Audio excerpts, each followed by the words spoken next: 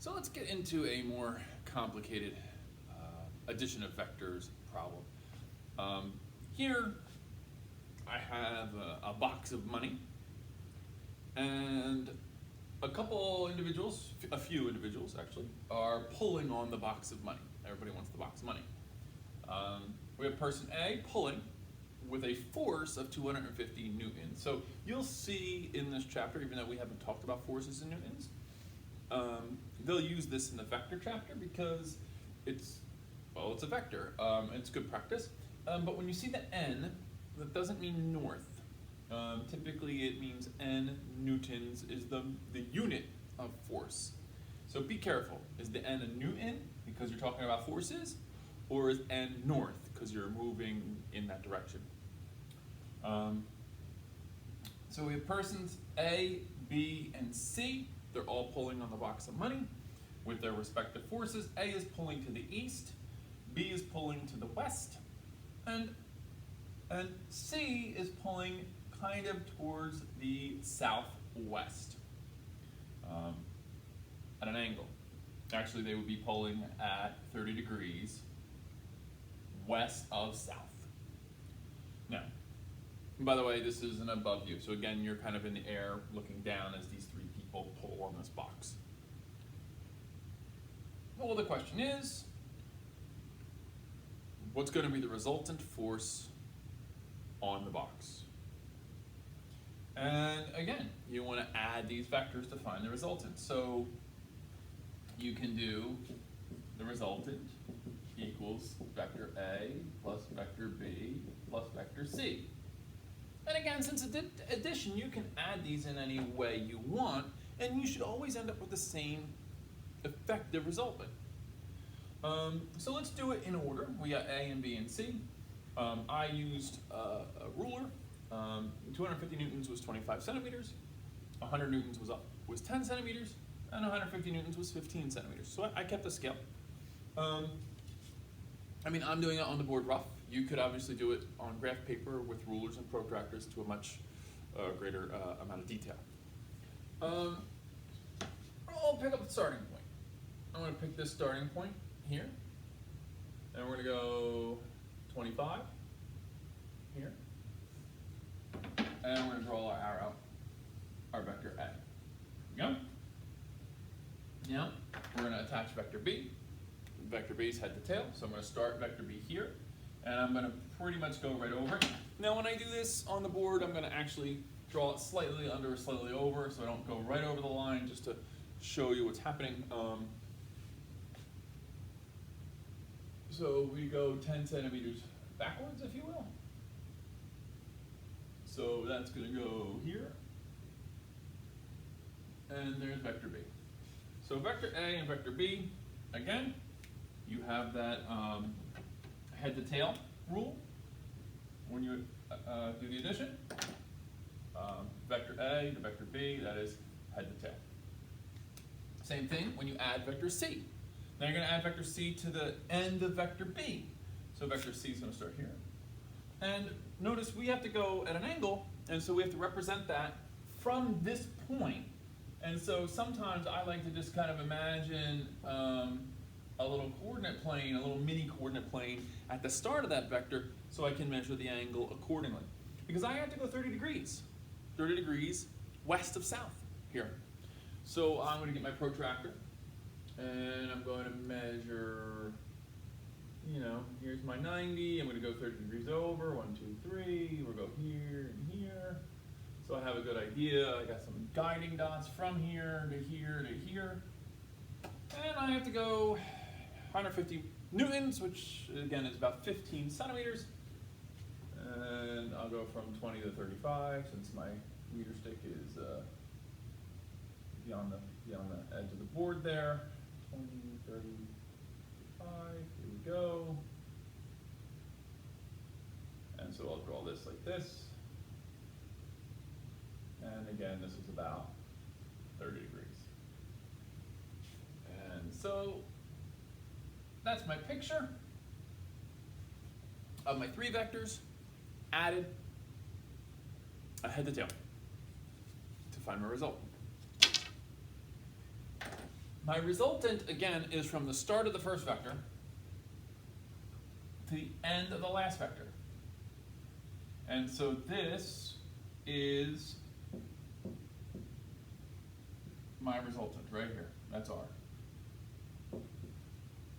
And I don't know what its value is, and I don't know what angle it's at. Because I didn't do any math, I didn't do any trig, I didn't do any geometry here, which we will do, like I said, later.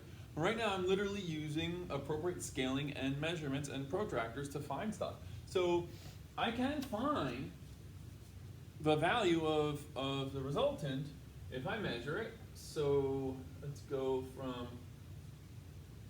20 to 36, so it's about 16. So the resultant is 160 newtons. Now again, this is rough, and if I did it via math, I'm sure it'd come out a little different. I understand that. And again, if you did it at home with graph paper and protractors, you would probably get a much better answer than I would. And then I'm going to measure the angle. And so if I measure the angle off of here, I'm coming around here. So we have 10, 20, 30, 40, 50, 65 degrees, 65, between 65 and 70. It's really rough.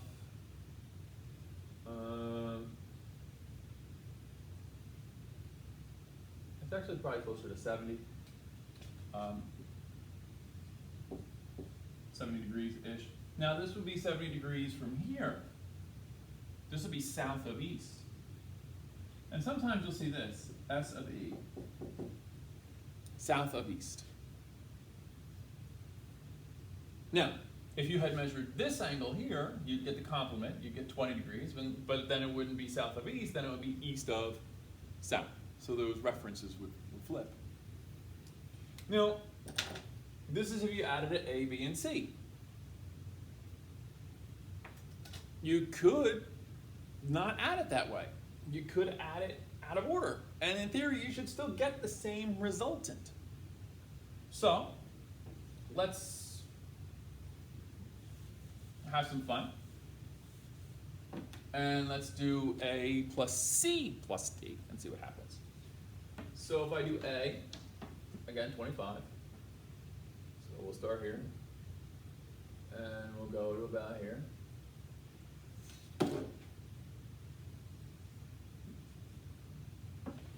And let's add C. So we got to go to the end of this vector. And I got to measure that angle, so I'm going to give myself a little coordinate point there, so I have a coordinate plane so I can measure appropriately. And I have to go by 30 degrees, so 10, 20, 30. Down here. And I go my 15 centimeters.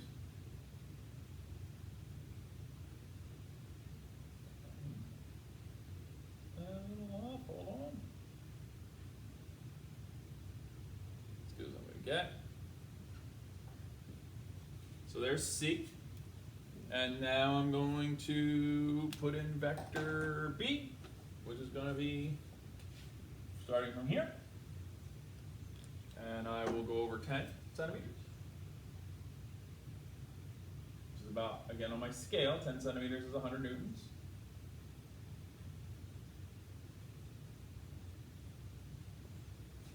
And now I should be able to draw my resultant. My resultant goes from here, and my resultant should end here, and my resultant looks like that. And if I did things to scale, which I probably didn't on the board, but we'll see.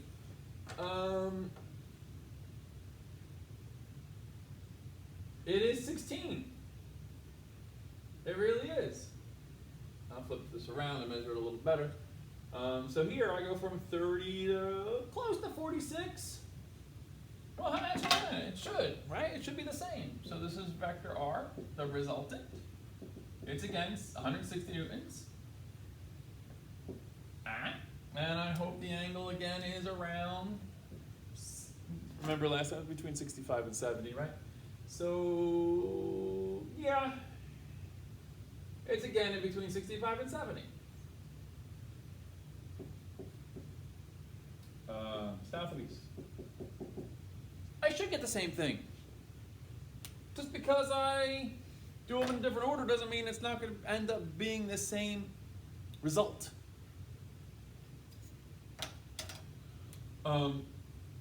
So, I'm going to clean this up and then we're going to get into some other just operations of vectors. And then after that, we'll start getting into the math of vectors. So, be right back.